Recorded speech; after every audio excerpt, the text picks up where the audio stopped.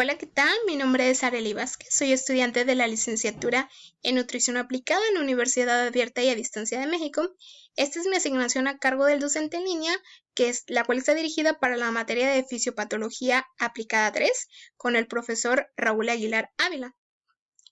Comenzaremos por explicar que la sangre es un líquido complejo compuesto por eritrocitos, leucocitos, plaquetas y plasma. Los eritrocitos son los más abundantes y son los que transportan el oxígeno hacia las células del organismo a través de su principal componente, que es la hemoglobina. Los leucocitos funcionan como mediadores de respuesta inmune a infecciones. Las plaquetas son las que participan en la coagulación y está compuesto principalmente por agua, electrolitos y proteínas plasmáticas. Dado que la sangre circula por todo el organismo, cualquiera de la alteración en su fisiología normal, ya sea de alguno de sus elementos o en las proteínas plasmáticas, puede generar repercusiones adversas. Por lo que la anemia se presenta cuando en la sangre no hay un número suficiente de hematíes, o sea, de glóbulos rojos para realizar el adecuado transporte de oxígeno a los tejidos corporales, por lo tanto, pues su función se ve deficiente. Comenzaremos con que la anemia, de acuerdo con la Organización Mundial de la Salud, define que este es el descenso del nivel de hemoglobina por debajo de lo normal para la edad y el sexo del individuo. En términos prácticos podemos mencionar que la anemia no se puede considerar como una enfermedad como tal, sino más bien es una señal de que nuestro cuerpo puede tener un déficit de glóbulos rojos o también como la conocemos como una proteína llamada hemoglobina. Esta puede ser ocasionada por una mala nutrición, una pérdida excesiva de sangre, destrucción de los glóbulos rojos, niveles anormales de hemoglobina o por algunas otras circunstancias. Pero sea cual sea la razón, el resultado siempre va a ser el mismo. La sangre no transportará el oxígeno suficiente a las células del cuerpo, por lo que este pues deja de funcionar con normalidad. Existen varios tipos de anemia, cada uno con su propia causa, ya sea por deficiencia de hierro o por determinadas vitaminas, hemorragia, enfermedades crónicas, defectos genéticos, efectos secundarios a un medicamento. Y esta puede ser temporal o crónica. También puede variar entre leve y grave. Se presentan de manera general 3 categorías de la anemia. La primera es cuando alguien sufre una herida y pierde una gran cantidad de sangre, o sea, es decir, las hemorragias. Y se produce la anemia porque el volumen total de sangre en el cuerpo disminuye con mayor velocidad de la que el organismo puede reemplazarlo. La segunda es cuando existe un proceso de producción de glóbulos rojos que deja de funcionar normalmente. O sea, la médula ósea no produce los suficientes eritrocitos y los eritrocitos no contienen la suficiente hemoglobina o la hemoglobina no funciona bien. Y el tercer grupo es cuando los glóbulos rojos son destruidos más rápidamente de lo que la médula puede reponerlos. La clasificación etiológica de las anemias son por deficiencias de diferentes elementos que intervienen en la maduración electrolítica, como lo es por falta de hierro, de proteínas, de vitamina B12, ácido fólico, entre otras. Y las anemias medulares por destrucción e inhibición de la eritropoiesis medular pueden ser congénitas o adquiridas, como lo es la anemia plasmática, y las adquiridas, pues las idiopáticas. En las anemias posmedulares, pues se presentan principalmente por pérdida de sangre aguda y crónica o por destrucción aumentada de las hematíes. Los tipos de anemia se clasifican como normocítica y son de manera general aquellas que tienen una hemorragia aguda, anemia hemolítica heredada o anemia plasmática. La microcítica hipocrómica, pues generalmente se manifiesta como una anemia ferropénica. La macrocítica normocrómica es la anemia megaloblástica y las anemias por enfermedades crónicas, pues se manifiestan principalmente por un déficit de vitamina B12, ácido fólico, defecto en la síntesis del ADN, insuficiencia renal, por lo general son por enfermedades crónicas, como lo menciona ahí. Las anemias se clasifican según su gravedad, tanto en leve, moderada o grave, de acuerdo con el número de hemoglobina que contiene la sangre. Y este es de acuerdo con la población. El diagnóstico. ¿Cómo diagnosticamos la anemia? Pues generalmente se hace un examen de laboratorio, una biometría hemática completa, en donde se determinan los niveles de hemoglobina y hematocrito, el volumen corpuscular medio, la hemoglobina corpuscular media, el recuento de plaquetas y de leucocitos. Además se tiene que determinar el nivel de hierro sérico, la capacidad de fijación del hierro, entre otras. Este diagnóstico diferencial de las anemias, pues generalmente se aplica para la ferropénica y la megaloblástica, como lo podemos ver en este cuadro. Se observa que el nivel de hemoglobina en la anemia ferropénica está disminuido, pero para la megaloblástica también se manifiesta igual cuando es por deficiencia de vitamina B12 o de ácido fólico. Son uno de los criterios que se consideran para determinar este tipo de anemias. Muchos de los signos y síntomas que presenta la anemia principalmente es la fatiga.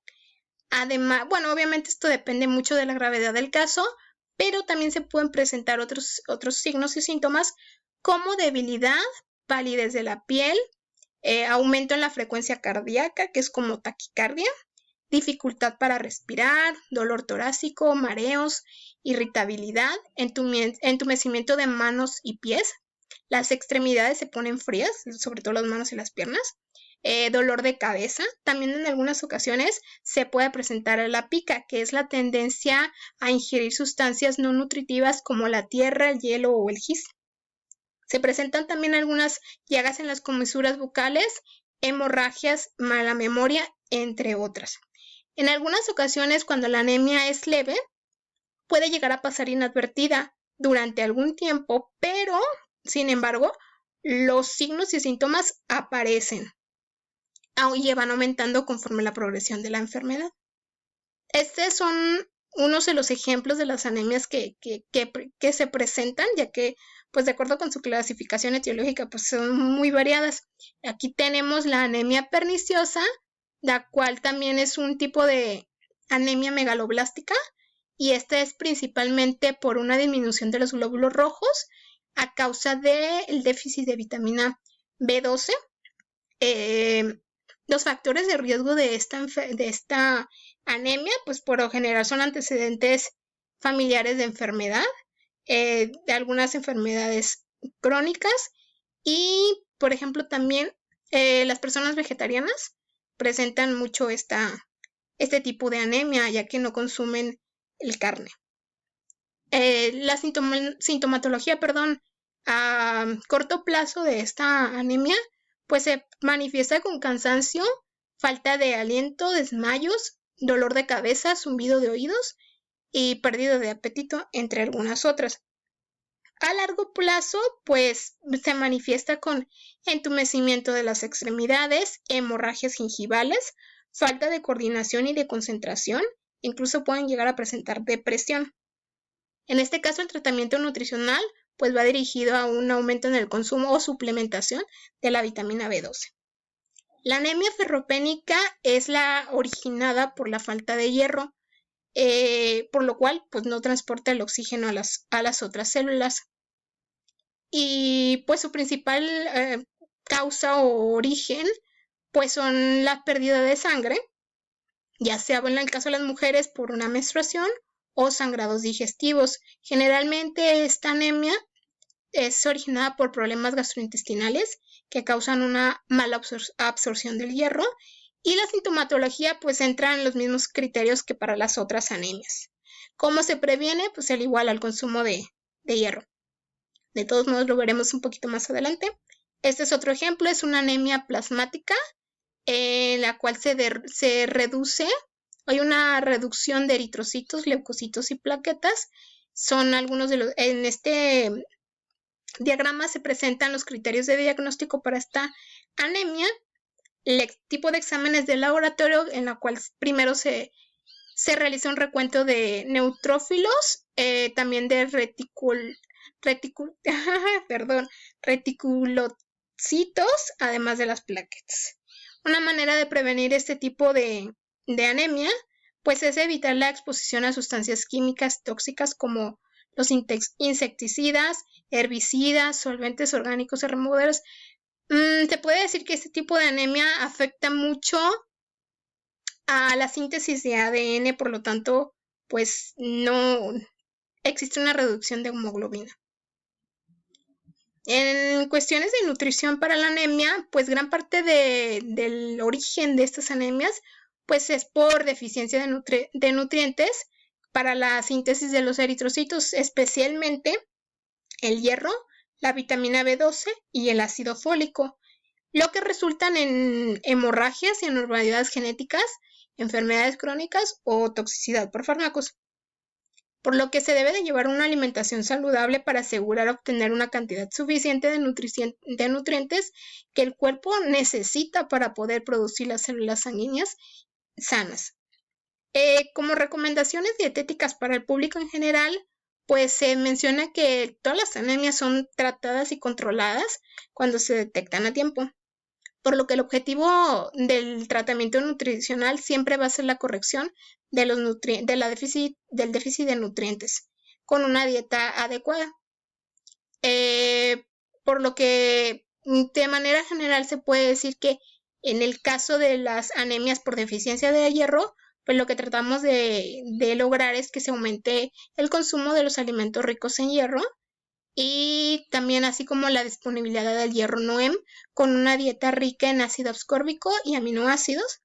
También debemos de tratar de evitar los alimentos que inhiben la absorción del hierro NOEM, evitar fármacos que inhiben la absorción del hierro y aumentar el consumo de la vitamina C, ya que esta mejora la absorción y pues en general la producción de la hemoglobina. Aquí, en este caso de este tipo de anemia, pues debemos de incluir, como lo mencionamos, los alimentos que son ricos en vitamina C, como los cítricos, y obviamente incluir los alimentos de origen animal, pues ya que son los que nos aportan el hierro M, y evitar aquellos alimentos que contienen los taninos y ácidos, los EDTA, como lo es el café, el té y el refresco, entre otros, ya que impiden la absorción del hierro. En el caso de las anemias perniciosas, pues esta se presenta, como lo vimos, por una deficiencia de vitamina B12. Por lo tanto, aquí lo que se recomienda es aumentar el consumo de hojas verdes y consumir alimentos de origen animal, como lo es el hígado, el huevo, leche y productos lácteos, son los que principalmente contienen la vitamina B12. En el caso de las anemias por déficit de ácido fólico, que es la vitamina B9, aquí se recomienda a los pacientes ingerir frutas y verduras frescas, de preferencia crudas, y igual el consumo de alimentos de origen animal, como el pollo, además de leguminosas y cereales integrales.